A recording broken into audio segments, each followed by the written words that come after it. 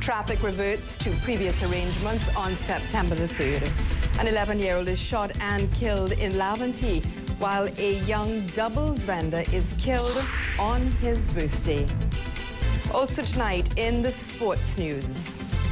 Of course, top of the sports news, the Great Race, and there was no stopping Fire One as the 44th edition of the Carib Great Race came off earlier today.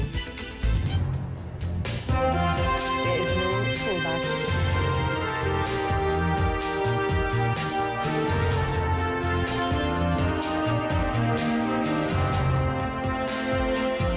Good evening, everyone, and welcome. We begin with news tonight that the controversial West Port of Spain traffic plan will be rescinded from Monday, the 3rd of September 2012. In a statement released on the Ministry of Works and Infrastructure website, it says all measures and restrictions shall no longer be in force, and the arrangements shall return to what previously applied. The ministry adds that all applicable parking restrictions shall be enforced and that motorists are advised to comply with such restrictions. The statement further states that though there have been advantages, the resulting negative side effects have outweighed benefits gained. The release, which calls the traffic plan experimental, was uploaded to the ministry's website today. Neither the Minister of Works nor the Mayor of Port of Spain could be reached for comment up to news time. However, technical experts from the ministry reveal that future plans will take a more surgical approach. And joining us on the line right now is the Port of Spain South MP, Marlene McDonald. Good evening, Ms. McDonald. Thank you for joining us. Yes, good evening, Ms. Hawkins, and certainly good evening to all the viewers of CNC3. Very recently, you were at the forefront of leading your constituents in a protest against the traffic plan. Did you have any sense that this would be rescinded, or is this a surprise to you? No, this is certainly not a surprise to me, Ms. Hawkins. I always felt that such a national plan, as they called it, once it is so burdensome to the constituents in St. James, the businesses, the constituents in Woodbrook, as well as the businesses, I think that good sense would have prevailed. And having had that meeting on Wednesday with the group, both from St. James and Woodbrook, I was very optimistic that the plan would have been reviewed. Ms. McDonald, up to news time, we've been unable to have comment from the Mayor of Port of Spain or from the Minister of Works and Infrastructure. How do you read their silence at this time? Do you think this would be perceived perhaps as a victory for you and a failure perhaps on the part of the Mayor, who we understand was very supportive of this initiative? Well, certainly, ma'am, I cannot speak on their behalf as to why they could not have been reached. And certainly, I never saw this traffic plan issue as a tit-for-tat between the Mayor of Port of Spain and my good self. I am the elected member of Parliament for Port of Spain South. And what I did there was pure representation. I was representing the views and the concerns of my constituents. And as I said before, I don't want to go into any public spat with the Mayor. But when I spoke as the elected member, I said I represented the views of my party. And I stood and I said, I am prepared to stand with my constituents. And if it should happen again, I will do it all over again. I am elected to do a job, and I will do it to the best of my ability. Ms. McDonald, thank you very much for your comments this evening. Joining us on the line there, the Port of Spain South MP, who very recently represented her constituents, many of whom felt dissatisfied with the experimental traffic plan and is now reacting to the news that the plan has been rescinded and all traffic reverts to previous arrangements as of September the 3rd coming. Now, let's take you to some other news. An 11-year-old boy is among two people killed in Laventille during the early hours this morning. Young Kareem Alfonso died approximately 10 hours after the incident, and he passed away at the Eric Williams Medical Sciences Complex. Chester Sambrano is following the story. The community of Dorata has been plunged into mourning after an early morning shooting took the life of 11-year-old SCA student Kareem Alfonso. Upon returning home from the Eric Williams Medical Sciences Complex, where her little brother had just been pronounced dead, Kareem's eldest sister told us off camera what she remembered of the incident. She said her brother was just heading inside shortly after midnight when disaster struck. They were going to the different ways, and 3 of them were sitting here. My brother was one of them, and somebody come from, as far as we understand, up in the back and shoot up which bag there was. They get 33 shells. My brother collect 3, one to his head, one to his lower back that entered his rectum, and mash up his intestines, and one in his foot. Kareem would have turned 12 on October 22nd. His sister said he fought for his life for almost 12 hours. He was brain dead because the blood, he lost all his blood completely, completely. He had no more. And only the life support is what was keeping his heart beating, and eventually his heart stopped. She said her hope was shattered when doctors pronounced Kareem dead. Before, I had so much faith. I had a lot of faith. Before, when I know he was breathing, I know that his heart was beating, I know everything, I had so much faith. I'm now asking if there's a God, because I actually feel something rip out from inside of me. I feel like if I might get a nervous breakdown between now and later. Kareem's father is currently incarcerated and is yet to learn of his son's passing. Also killed was 19-year-old Jacob Peters, while 18-year-old Justin Abraham was shot in the arm. Other persons in the community say it has been quite some time since something like this occurred in their area. For CNC3, I am Chester Zambrano. 3 prisoners at remand section of the Port of Spain jail escaped custody, but then they were held approximately 2 hours later. Police reports say that at around 1:45 this morning, 3 men used a hacksaw to cut the locks to their cells. Then they proceeded to the western side of the prison and used bed sheets to scale the 20-foot wall. However, police say that at around 4 a.m. they cordoned off the area around the grandstand at the Queen's Park Savannah and recaptured the men, taking them back to prison. The trio had been awaiting trial for armed robbery. Investigators say they will now be charged with escaping lawful custody. And when contacted, the prison's commissioner, Martin Martinez, confirmed the occurrence and has ordered a full-scale investigation. The 3 escapees are identified as Damian Maharaj of Laventry Road, Sawa, Dexter Samuel of Quarry Road, East Dry River, and Jumo Samuel of Foster Road in Sangre Grande.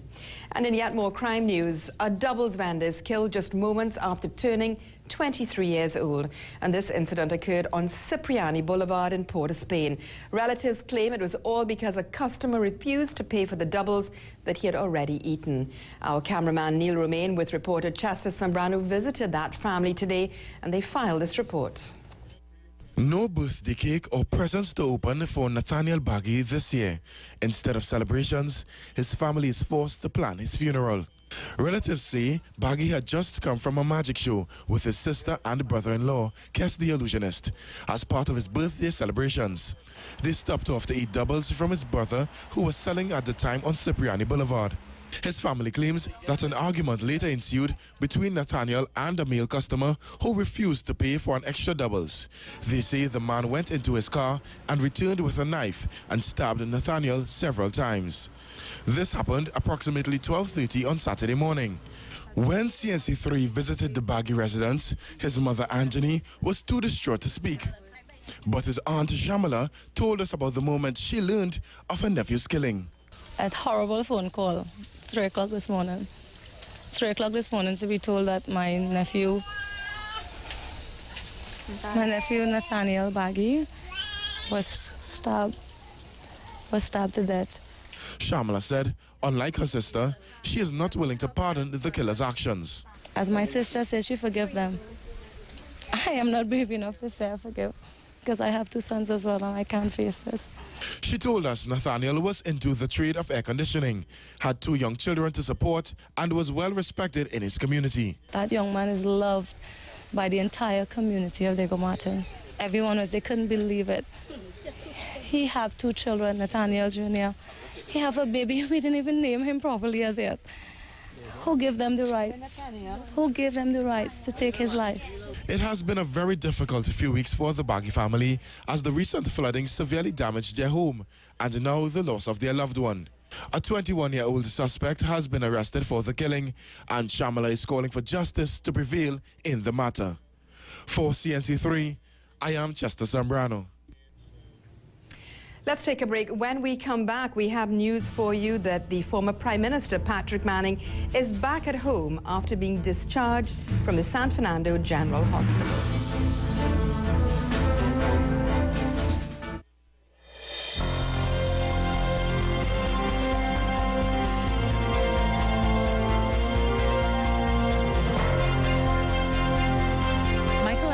Born in Mayaro, he first wrote verses, some of which were published in the Trinidad Guardian in 1953. Determined to become a writer, he traveled to England in 1954, where he wrote short stories which were published in BIM, the Barbados literary magazine, and contributed to the BBC's Caribbean program of verse and prose. In 1963, Michael Anthony published his first novel, The Games Were Coming. He has published some 30 books over the 50 years of his career.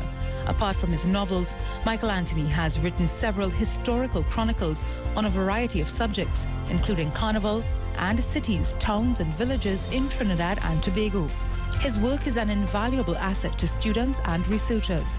Michael Anthony returned to Trinidad in 1970 and worked as a cultural researcher and radio presenter of historical programs.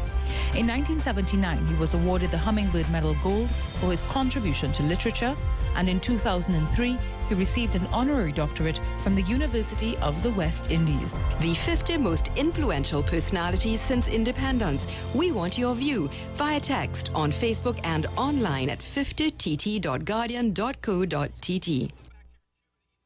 This is the moment when all that we've done, all that we've been through, and all that we've become takes on a higher meaning, a deeper sense of pride and belonging to the glories of the past, the challenges of the present, and the great expectations of the future. It's that moment when our true colors rise from deep within to erupt in vibrant celebration of who we are, proud, passionate, independent. Today, we join the entire nation in commemoration of the moment that gave birth to our awakening as a nation 50 years ago. Fire One, everyone. Happy 50th anniversary Trinidad and Tobago from Fire One Fireworks.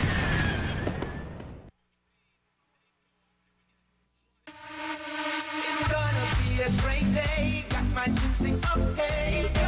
Let's focus, people. Come on and get it sorted. Get more out of your day. Get things done efficiently. Let's go with it. Come on and just drink it, people. Drink it up now. Drink it up now. Ginseng up now. Ginseng up now. Oh, enjoy the new look and send great taste today. Ginseng up, the roots of all power. For a limited time only, with every purchase of $50 and over, you can get your very own KFC Beach Bucket and Shovel for just $15 more. KFC, so good.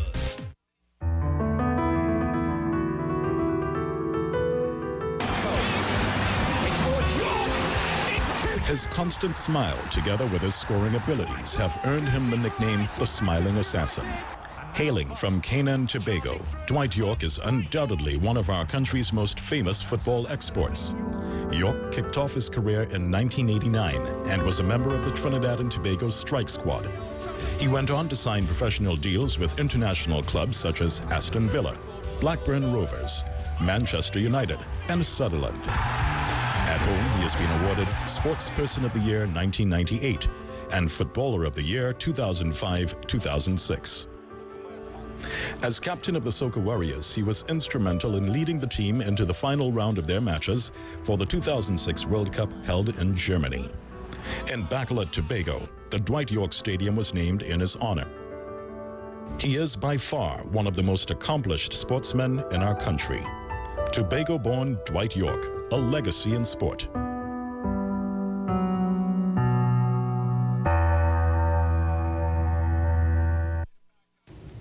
The former Prime Minister, Patrick Manning, is back at home after being discharged from the San Fernando General Hospital. Now, Mr. Manning was rushed to hospital on Thursday after suffering a seizure at his Vista Bella home. And today, his wife, Hazel Manning, told CNC3 that her husband is comfortable at home and doing well. She says he's in a good frame of mind and will be attending his scheduled therapy session on Monday.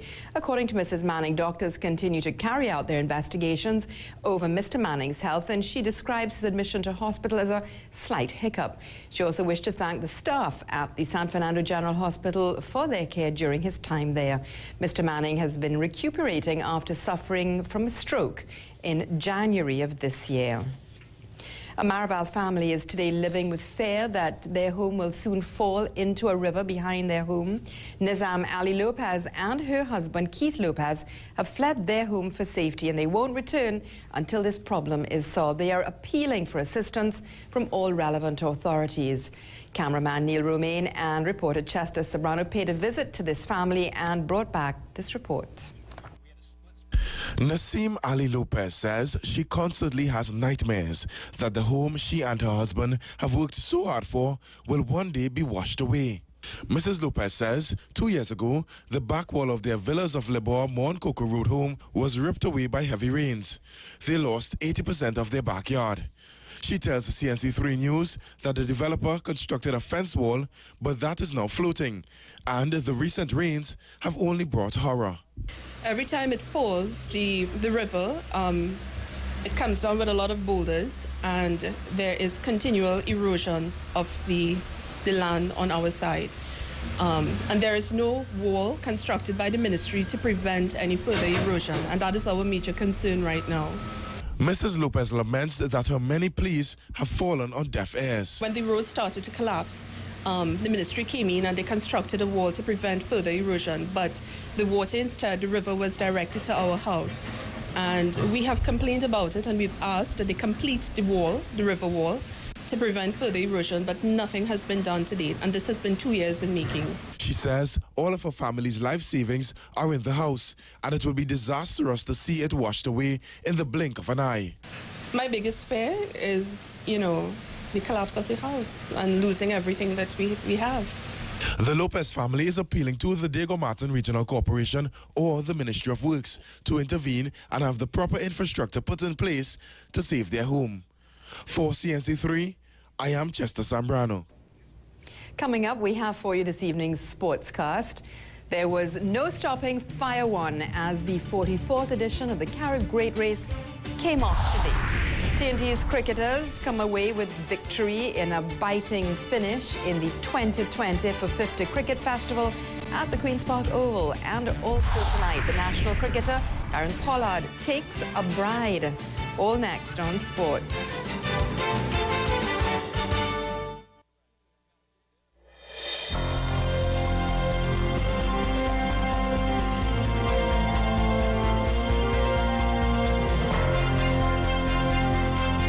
Photography was a hobby for Noel Norton, the man who would become one of the country's finest and most enduring photographers. After leaving St. Mary's College, Noel joined the Royal Air Force and served in World War II. In 1962, Norton and his wife Mary opened Norton Studios. His work covered a wide range of subjects, including commercial and industrial activities, carnival and weddings, and other milestones. He has published 3 albums. The most recent, Kalyana, documents aspects of the lives of Indians in Trinidad and Tobago. He was often called upon by the government to photograph visiting dignitaries.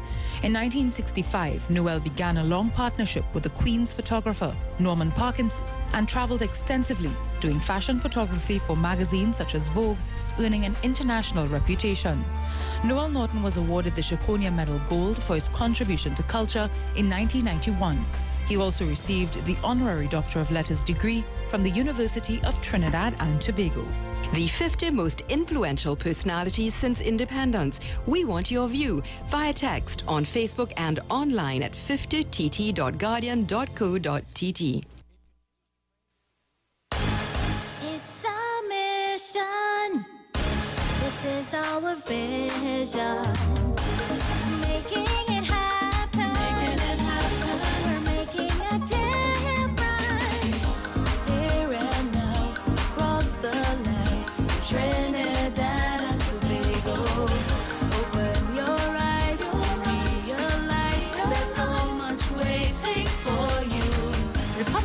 Limited, in collaboration with TNT Blind Welfare Association, present Vision Caravan from May to September 2012 throughout rural Trinidad and Tobago. Come have your eyes tested and experience a new vision.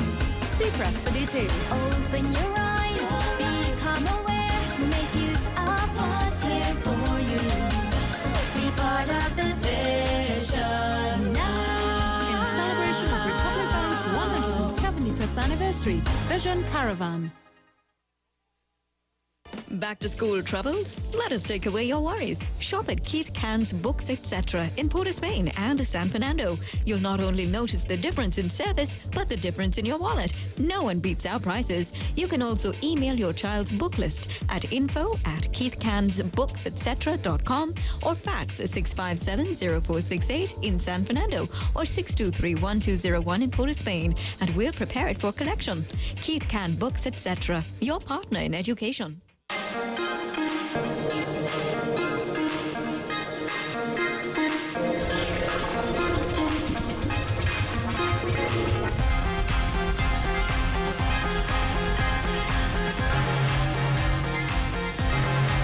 Anyone can be the one. Be responsible and don't drink and drive. Designate a friend and lime again. Be the one. A message from Trinidad and Tobago Beverage Alcohol Alliance. Enjoy hassle-free shopping at South's premier beauty store, One Stop Beauty Essentials. They carry a wide range of leading brands and personal care products at reasonable prices, including cosmetics, fragrances, and everything for your nails and hair. 100% Remy, human and synthetic wigs, weaves, and braids are also available. Shop in comfort at One Stop Beauty Essentials, your one-stop beauty shop, conveniently located at 52 Sutton Street, San Fernando. Secure parking available. Like them on Facebook or call 652-0080. This is Let's Talk Tobago. Be viewing Let's Talk Tobago every Sunday at 6:25 p.m. on CNC3. Let's Talk Tobago, keeping you abreast of Tobago's development. Join us every Sunday at 6:25 p.m. as we talk Tobago, and let's build the nation of Trinidad and Tobago together.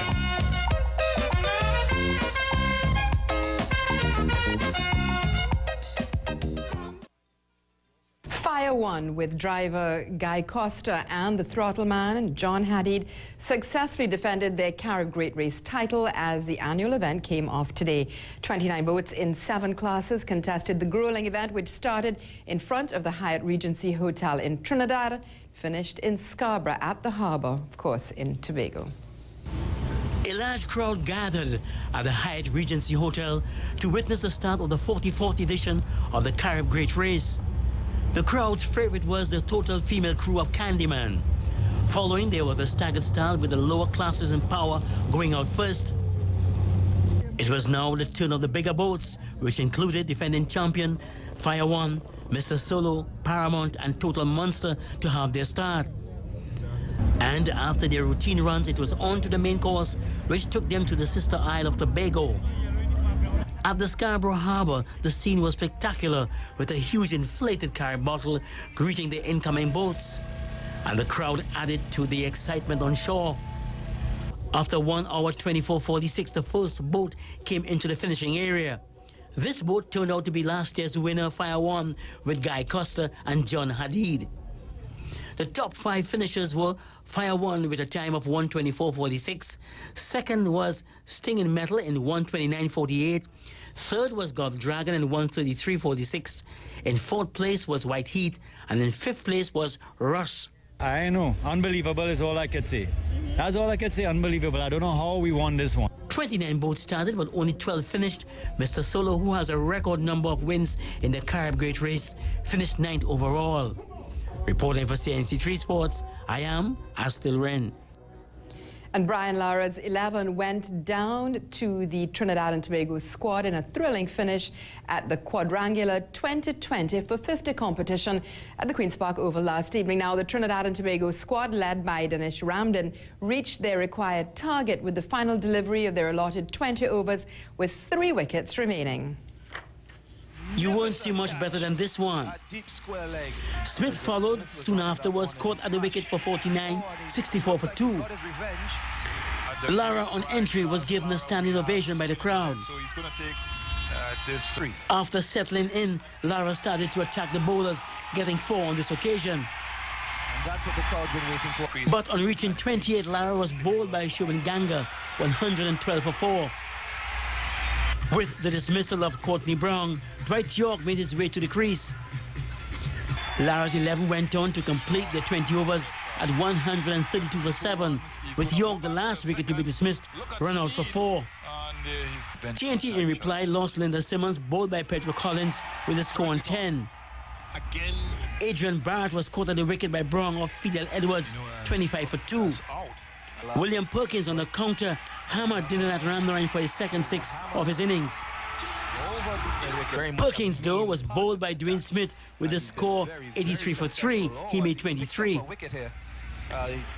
As the game shifted to either side, it came down to the final delivery to decide the winner. Riyad Emmerich drove Dwayne Bravo. Lara, standing at very short mid-on, made a stop but missed the wicket in his attempt to run out the batsman to give his team victory. Trinidad and Tobago instead went on to win the game by 3 wickets on the final delivery of the match. Reporting for CNC3 Sports, I am Astil Wren. Now, national cricketer Kieron Pollard was in a different role today. The hard-hitting middle-order batsman, who is used to walking down the stairways of the Players' Pavilion, walked down the church aisle with his bride at the Trinity Cathedral in Port of Spain. It was an all-important day, and we wish both Pollard and his new wife a long and prosperous life together. And let's take a break. We'll be back with more of tonight's news. Justin never had a lot of toys. His bike was basically all he had. He rode that bike and rode that bike and rode that bike. Now look at him, speeding all over the world, representing his country. I'm proud of my son, making local history, even making world history. What are you proud about? Tell us on Twitter by tweeting to #I4TNT. Where there's love for country, there's energy. Where there's energy, there's BPTT. On August 31st, the entire nation will pause to reflect and to rejoice on the 50 years of our nation's independence. The history, the trials and the triumphs, the rich tapestry of our culture, the celebrations of our festivals, the accomplishments of our great little nation. Come and be a part of our journey to Jubilee, an evening of reflection and celebration at the Queen's Park Oval on August 31st. This dramatic performance and show features the largest assembly of performers and artists ever to take stage, and concludes with spectacular special effects and fireworks displays in celebration of our nation's 50th anniversary. Be there on August 31st at the Queen's Park Oval. Journey to Jubilee. Gates open from 5:30 p.m. Attendance is free.